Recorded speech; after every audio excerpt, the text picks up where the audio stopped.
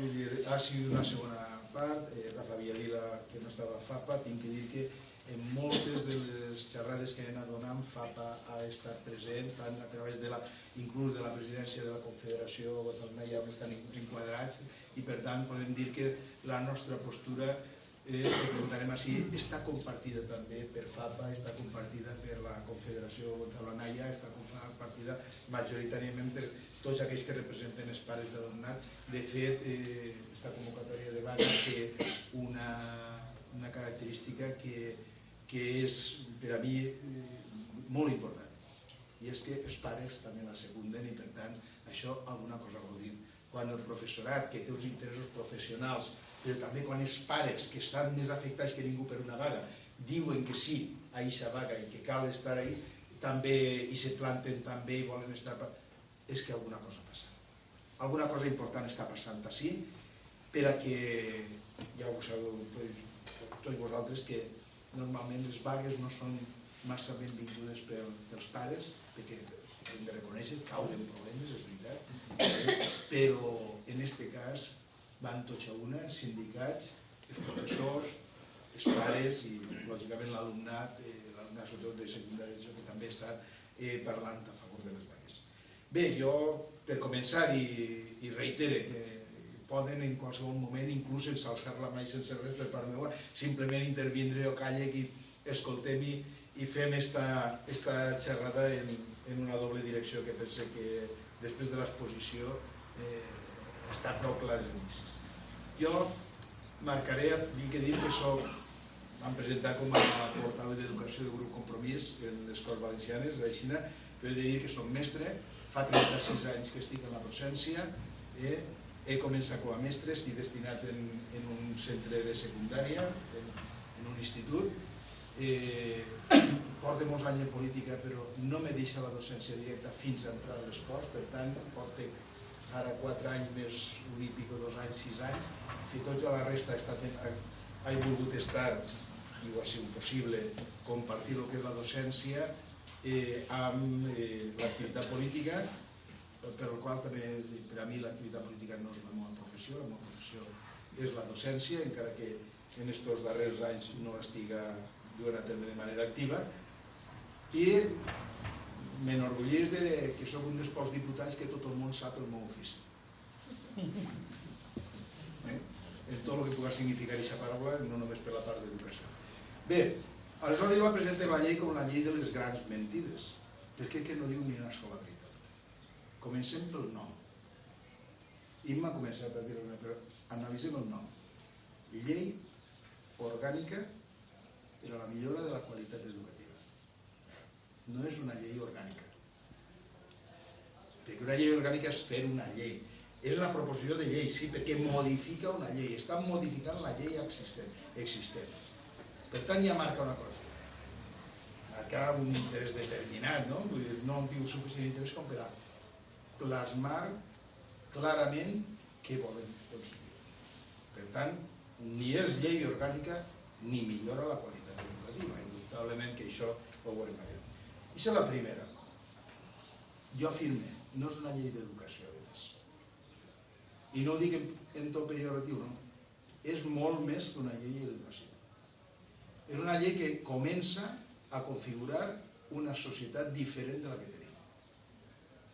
És una llei que va destinada a classificar, com ha dit Imma, els alumnes en una doble manera. Vàlids i rebuig. Ho sé, però hem de ser clars.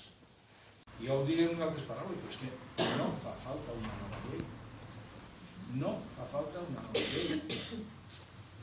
Si no hem elevat encara al 100% les capacitats de la llei que tenim en aquest moment. Se pot educar en la llei que tenim? Perfectament. És millorable? Sí, és millorable. Però abans que millorar una llei, està millorant les escoles, que estan caient, literalment estan caient. En aquesta última setmana, s'ha de Burjassot, però també d'Almena, ara de la Vall, abans en el Sant Lluís Vives de València, en el Santa Pola. Jo li vaig regalar un casc a la consellera en el ple, un dia, per a quan anara, no sé si li vaig portar allí, li vaig donar un casc per a quan anara a visitar les escoles. que lamentaríem molt que la consellera tingués un accident en una escola. Però és així, és real, Podeu veure en el YouTube perquè està quan jo li regalo el castellà. Perquè és que al final, és que per què estem fent això? Canviant lleis, no. Ens fa falta mestres. Ens fa falta una ràtio menor. Ens fa falta mitjans per a les escoles, millorar-los. I ells diuen, no, això no fa falta una nova llei. Doncs no. I menys encara una llei que no està ni acordada amb ningú. Una llei d'educació, pensem que nosaltres des de l'etapa democràtica, que és molt recent, és la 7ª llei d'educació. És la 7ª llei.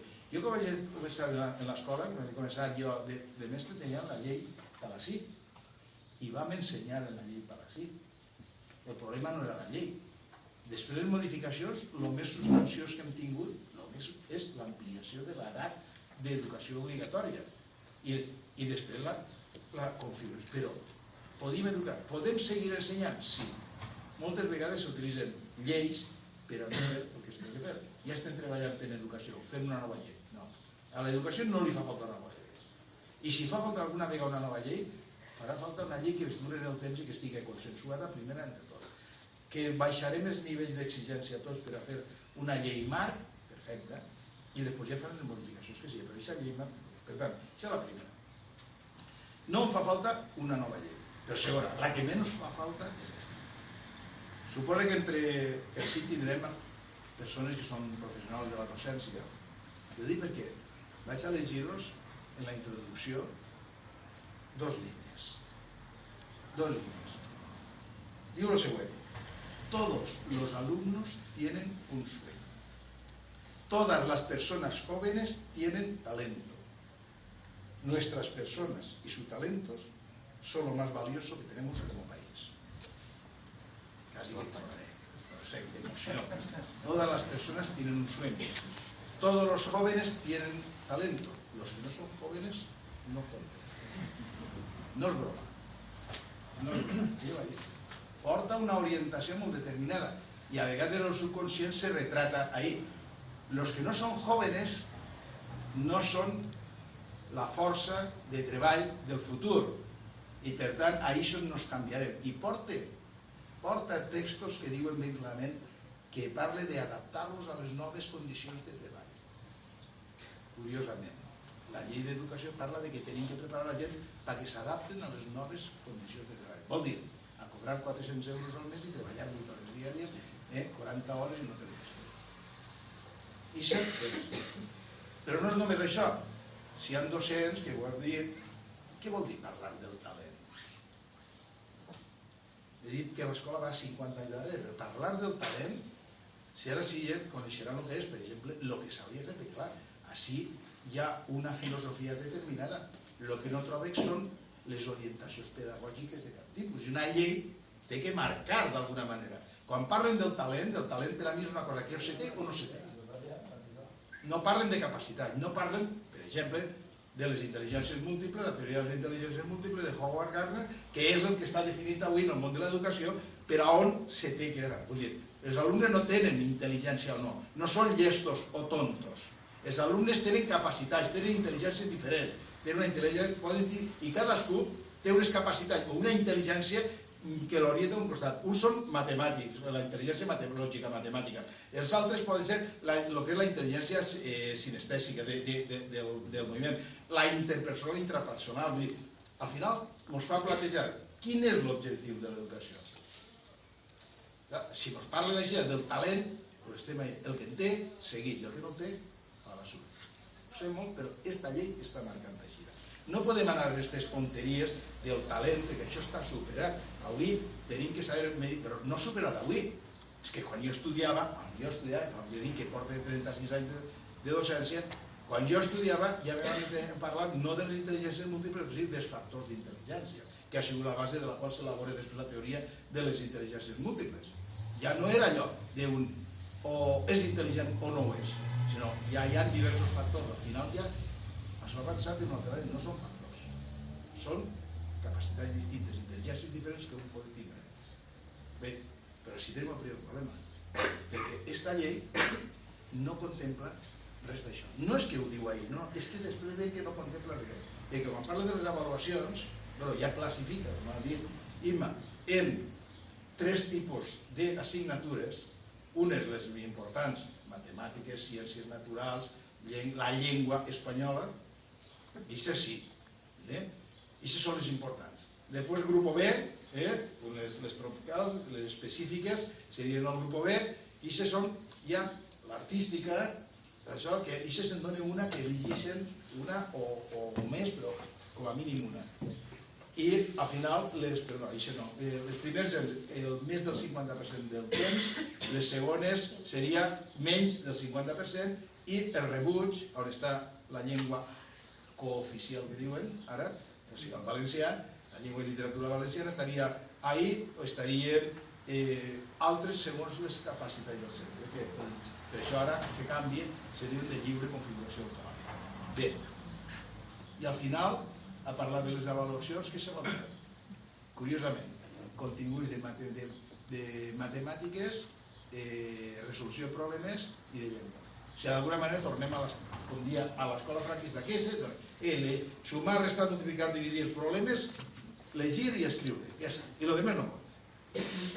Tant és així que un alumne pot passar totes les primàries i secundàries sense haver donat mai educació artística. Aleshores, ahir tenim, això té una filosofia determinada, sí, clar. Això, quina és la nostra? Perquè ara hi ha crítica, no. Jo crec que aquesta llei ha perdut el concepte més important de l'educació, que és el desenvolupament integral de l'alumne, de totes i cada una de les seves capacitats. Sí, si atenem a aquesta llei, no hi ha músics. No és que no hi ha pintors, no hi ha persones que sàpiguen apreciar una obra d'art. Això no val. Això s'olvida i se deixa. Tant és així que en els batxillerats, en el primer esborrany, deixen sense batxillerat artístic. I per la protesta que hi ha hagut, inclouen el batxillerat artístic. Però no és això. En aquesta llei l'educació comença als 6 anys. No hi ha educació infantil. Rectifique. No hi ha en l'actual llei. Sí que està en l'actual, però el que vull dir, no és que desapareix, però no la contempla. O sigui, com diu, així modifiquem allò que considerem important. L'educació infantil ni la toquem, fora, no és important. No parla de la 0-3 ni la 3-6. Per tant, un abans que podíem fer una nova llei, que és fer obligatori el període de 3 a 6, que ja no costa res, perquè pràcticament la totalitat de la població va als 3-6, s'ha acceptat socialment, regulem-lo de manera que sigui obligatòria. No. No queda obligatorietat i no se menciona el període 0-3. I després, una qüestió que per a mi és molt greu. Va orientar, tota l'educació va orientar, i quan parle de tota l'educació, no oblidem que així comença als 6 anys. Van a l'ampliabilitat, a l'esprit emprenedor, al creixement econòmic, a la competitivitat i a relacionar educació i ocupació. Vaig a llegir-los un paràgraf. Abrirles las puertas a puestos de trabajo de alta cualificación, de alta, no conten, literalmente, lo que representa una apuesta por el crecimiento económico y por un futuro mejor. El nivel educativo determina las metas y expectativas de la trayectoria vital, tanto a nivel profesional, como personal, así como el conjunto de conocimientos, recursos y herramientas de aprendizaje que capacitan a una persona a cumplir con éxito sus objetivos. El nivel educativo de los ciudadanos determina su capacidad de competir con éxito en el ámbito del panorama internacional y de afrontar los desafíos que se plantean en el futuro.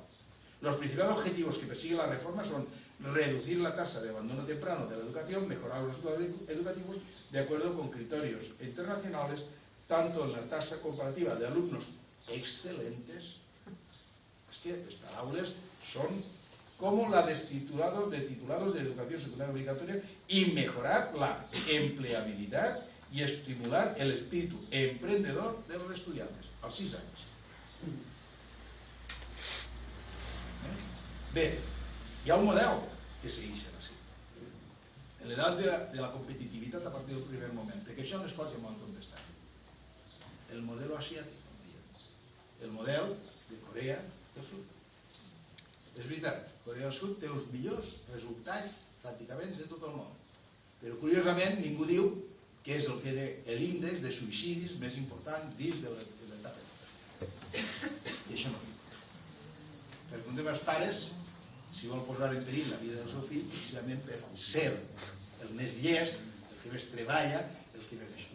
Doncs mira, és que mos ho diuen, a mi m'ho han dit, és la que més rendiment se treu, sí senyor, i la que més suïcidis té. El que passa que hi ha que dir totes les coses. No podem, i a més hi ha una qüestió, parlar en positiu, aquesta és la crítica, i que demana compromís. L'educació mai, i sobretot als nivells inicials, pot estar subordinada a la consecució d'un lloc de treball. Per això diria, los jóvenes tienes talento, vosaltres ja teniu faena, i el que en té i el que no en té accés d'edat, l'ha de buscar, l'ha de conseguir ja, tal com van les coses, no tenim talento ja. No importa el talento, los jóvenes tienen talento. Però què és? Supeditar l'educació a una finalitat extrínseca. Nosaltres demanem que la llei d'educació siga la finalitat de l'educació, siga ben clara que està en si mateixa. La finalitat de l'educació ha de ser intrínseca. Per què hi ha que educar les persones? Perquè sí. Hi ha que educar les persones perquè un aspecte de la maduració i de totes les seues capacitats passa únicament per l'educació. I això no té que estar subordinat a aconseguir el treball. Quan el subordinem a aconseguir, com a mínim, és que quan parlem de la llei d'educació estem parlant de tot.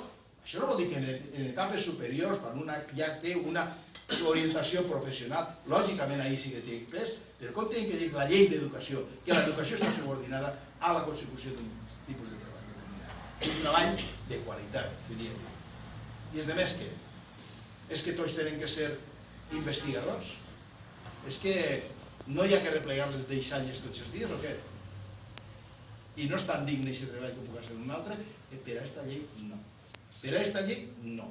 Per tant, totes aquestes qüestions de subordinar l'educació a l'esperit emprenedor i a totes aquestes coses, ho sé molt, però el compromís està frontalment oposat. L'educació és un dret de per si i l'educació és una obligació de per si. Les línies de senda.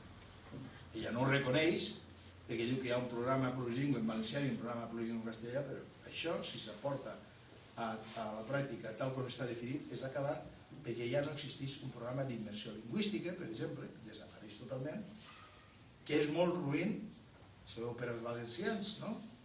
No obstant, en les coses crearem a proposta nostra una comissió degut al rendiment acadèmic, d'anàlisi, una comissió especial que fa una anàlisi de la situació educativa en quant al rendiment acadèmic, el rendiment escolar, els resultats escolars, i se pot veure allí persones tècniques a contar-nos les seves experiències i tot això, i sobre ella arrepleguem allò més positiu. Jo he de dir que la darrera que se va fer este mes passat vam tindre la visita d'una directora d'un centre d'educació plurilingüe que era, a més, no des que comença, sinó dels que havien estat experimentals, i casualment el que m'ha explicat era un mètode brutal d'immersió lingüística en anglès.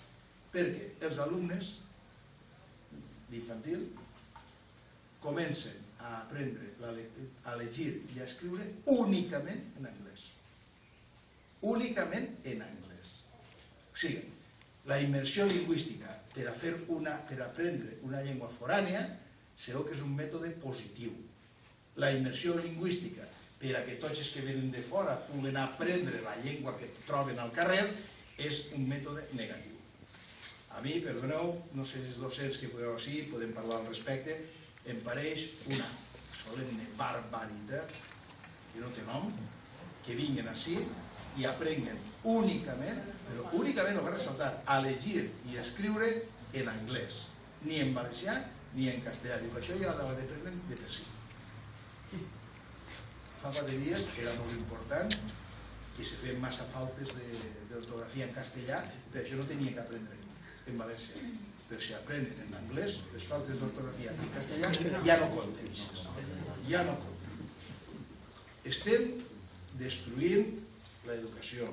Estem destruint l'educació pública. Estem destruint els ensenyaments en valencià. Estem creant un sistema uniforme des del centre de Madrid, sense tenir en compte absolutament res, les diversitats culturals que hi ha en tot l'estat espanyol. Per a res, això no compta. La formació professional queda relegada a un ensenyament de segon ordre, de segona categoria, molt més que avui encara. Molt més que avui. Quan les persones que han vingut a aquesta comissió ens han parlat dels plans de qualificació professional inicial, els PQPI, i ho han dit que són molt beneficiosos per al que és la incorporació dels alumnes, una adaptació curricular que representa això. Ara això desapareix. Sí que és veritat que creen una formació professional inicial molt indefinida, que no sé si al final serà això o no, perquè està molt... Però també és veritat que la formació professional queda com un ensenyament de segona, en uns títols específics per a ella, i que, per dir-ho d'alguna manera, els que puguen seguir estudiant batxillerat, els que no n'hi ha de formació professional. En clar com això. I, per acabar, parlaré de les revàlides que he dit. Ja has dit coses molt interessants, però hi ha uns aspectes fonamentals. Si se tratara d'un sistema d'avaluació destinat a controlar l'assoliment dels diversos objectius, estaria molt bé. Però és que no és això. Ens estan dient que l'avaluació del professorat dels centres no val. No val. I això és orientativa. Però que tenen que vindre unes altres persones de fora del centre a dir-nos si els donarem el títol o no. En la qual cosa, una de les qüestions, un dels assoliments més importants que fan, no ara, sinó en la LOCSE, que és el sistema d'avaluació contínua del professorat, desapareix, perquè això no val. Vindran unes persones de fora, en un dia determinaran aquells que tenen el títol i aquells que no. S'acaba. Els llestos avant i els altres arrere. I això és la situació. És molt greu, perquè coneixent aquesta gent, a més, això no ho diu, però això ho dic jo, faig una segona lectura. I qui farà aquestes proves? Mis amigos, no? Contratarem una empresa que estarà destinada a fer aquestes proves, en la qual una empresa al servei de la Generalitat, en tot el que pugui significar això després d'interrelacions en ells, determinarà quins alumnes aproven i quins alumnes suspenen.